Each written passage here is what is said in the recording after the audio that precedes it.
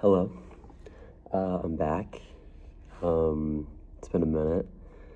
I really did not want to make this. I really didn't want to get out of my room, out of my bed, and come over here and record. But here I am. I forced myself, and I feel like that's a win. As it is, I could stop recording right now, and I'd still feel satisfied with just coming out here in the first place.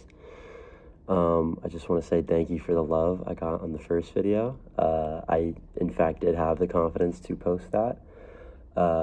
Whether that was a good decision or not will be further determined. But here we are. I hope everyone's doing well. Once again, I don't really know what to talk about, really.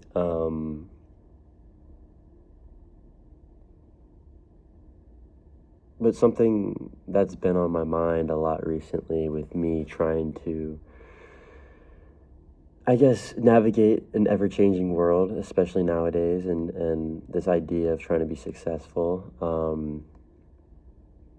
is silent evidence,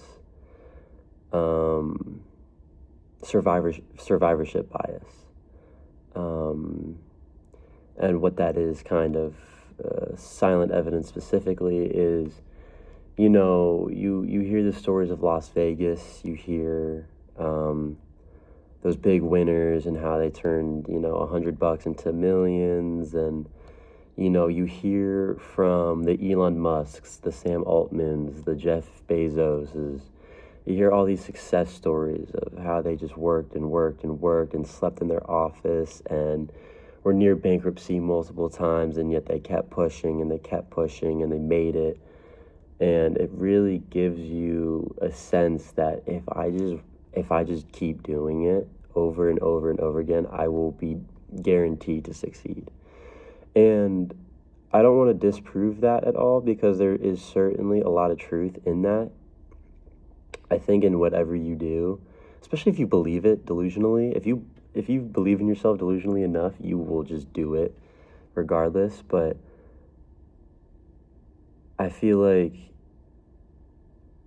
we're very unable to account for silent evidence, and something that's been on my mind a lot is the stories that we don't hear, is the millions of failures, the people who worked twice as hard as a Jeff Bezos or an Elon Musk or a Mark Zuckerberg, who were twice as smart, who were twice as connected, who were, in a 10 times better position to succeed, and they just didn't. And it wasn't from their own decisions or circumstances. It was more just, I guess, probability and statistics, and just how the coin fell, the cookie crumbled. And that's on my mind a lot, because I don't really know why, actually. A huge part of my psyche and who I am as a person is that I hate knowing that we don't know everything. I hate knowing that only 5% of the ocean is explored, and, we only know so much about space. And, I think about something like the burning of the Library of Alexandria a lot, all that information, all that history is forever lost, and we'll never recover that. And just, it feels like what we're given is not true, is not pure, is not the real story. And I'm constantly in search of complete truth, complete evidence, no room for doubt. And, really delving intrinsically into myself, I feel like that really stems from this desperation for control within me, and feeling the need to control everything around me and what affects me, and just being completely in charge of my own process, whether that's going well or not. And this silent evidence bit really kind of nags on me, and survivorship bias. because I really do want to hear the stories of those who failed. I really want to hear the people who were right there, you know. They were right neck and neck with the greats, with the people who did succeed, who accomplished all their dreams. And they were on that track and just something happened, you know, and it wasn't through any fault of their own, may or may not, but we don't get to hear those stories because those stories aren't entertaining, because those stories aren't really what we care about. I do want to explain, silent evidence is simply just evidence that's not modeled, evidence that's not accounted for, evidence that we don't process within ourselves. Survivorship bias is a lot of the same. A perfect analogy of survivorship bias was in World War II during the Pacific Theater. The U.S. would send these naval planes out to go fight against the Japanese fleet. And the planes that came back, they were littered with bullet holes in these specific sections of the plane.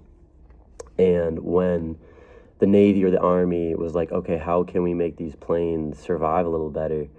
They looked at all those bullet holes in those sections of the plane and were like, okay, clearly those are what are getting targeted the most. We need to put more armor on those areas of the plane. But the truth of it was that those were the planes that made it back. The planes that didn't make it back were getting shot in the completely different areas.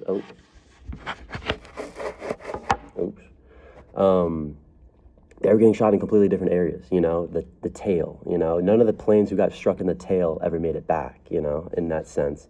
And that's what survivorship bias is like you're biased to the data that you receive from the survivors and not those who don't. Yeah, you know, I don't know, and it scratches my brain in not a good way, because once again, I'm so desperately trying to figure everything out. You know, I really want all the answers to the universe.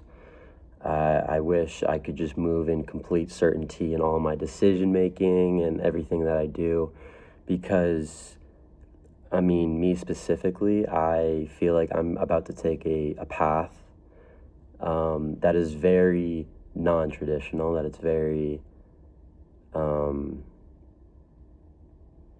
it's not backed by really any evidence. It's not backed by a lot of success stories. It's not backed by really any confidence. You know, what I'm doing, and I don't really want to get into it right now, I may in the future, but what I'm doing hasn't really been done before in mass, you know, but I feel so strongly about doing it, and I know it's what my heart wants, and I know it's what I am capable of doing, and it's not like I'm just doing it just because I want to do it. I'm doing it because I know I can do it.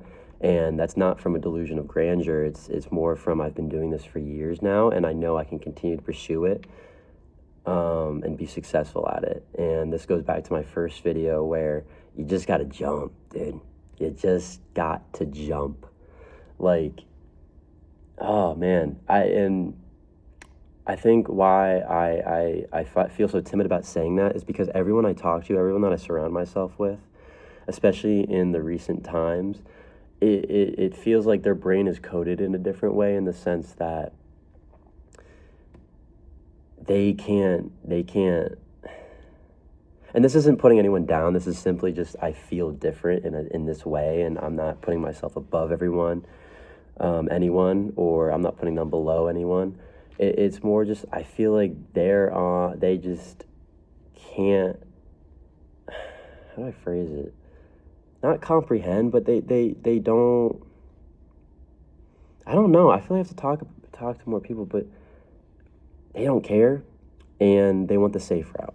And I think this goes back to, I mean, what my therapist was telling me the other day was, you know, there's those leadership people, and those people that go out and do it, and those people of power.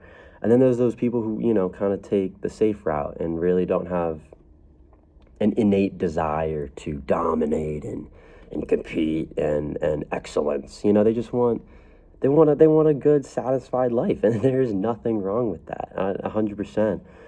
And I'm not calling myself some great leader, some all-powerful being, but I feel like I'm certainly thinking differently from those who wish to not strive to the nth extent, because it is really tiring. It does take everything within you and more. And, you may, after doing everything that you could possibly think of doing to accomplish these goals, it may not even work.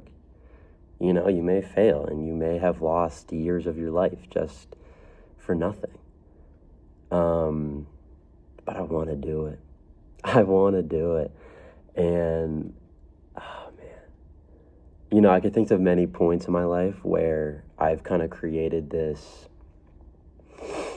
mentality where I knew this was going to be the way I was going to do things in life, in like certain moments and events that have happened to me or for me or with me. But the point I'm really, really trying to make, I really don't want to say it how I want to say it because it sounds very demeaning and not nice. But fuck it. I genuinely feel more open-minded, and I feel like I see the picture clear with how the state of the world is acting, with how economics is acting, with how capitalism is changing, and how the flow of money is ebbing and flowing from, class to class and from person to person, and just what is going on in the world. I feel like I've really put a lot of time and effort into really understanding that and trying to predict it and trying to get ahead of that and really try to angle myself where I'm in a really good position to benefit the most from that. And I think it's come to the point where I think my peers, those who are my age, who are doing the same thing I'm doing in college, they it's not that they don't see it, and it's not that they don't see it. It's more. No, they don't see it. They don't see it at all. I feel like no one is understanding what I understand. And, I may be completely wrong about how I perceive the world, but it doesn't really feel like that, and I feel like I get my theorem and perception confirmed more and more every day with just how things are going on in the news and politics and economics, as I mentioned, and how shit is happening. It really does feel like the way that life has been for the past 200 some years, industrial revolution, when, the majority of the population didn't need to make their own clothes, make their own food, build their own homes, ever since that transition from society until now, I feel like we're entering a new change, pre all of that.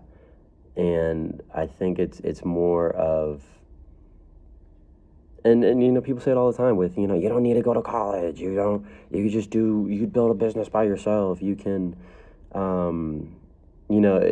now is the perfect time more than ever to create something for yourself with how technology is advancing, computers and AI especially, and just ease of access, ease of information, ease of accessibility.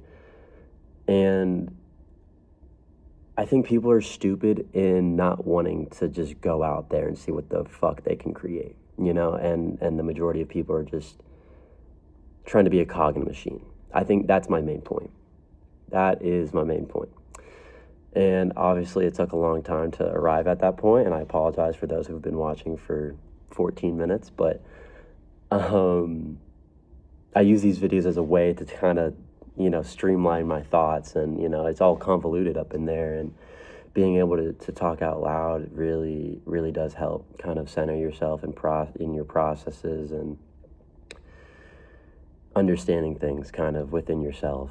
So does journaling, so does meditating, I guess. So does talking to other people. But, it's kind of hard to have a conversation with someone about this, because they're, I don't know. So I post on this random YouTube channel, but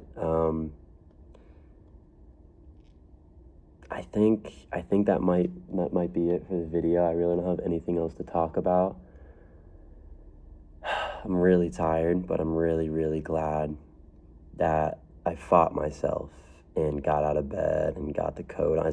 It's butt fuck cold, bro. And I still walked over here. I set the camera up.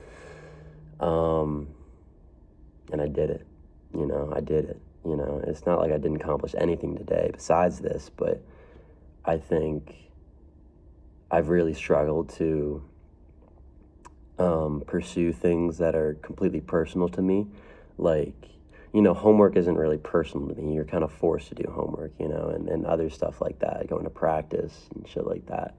This is purely personal. I get no benefit from doing this.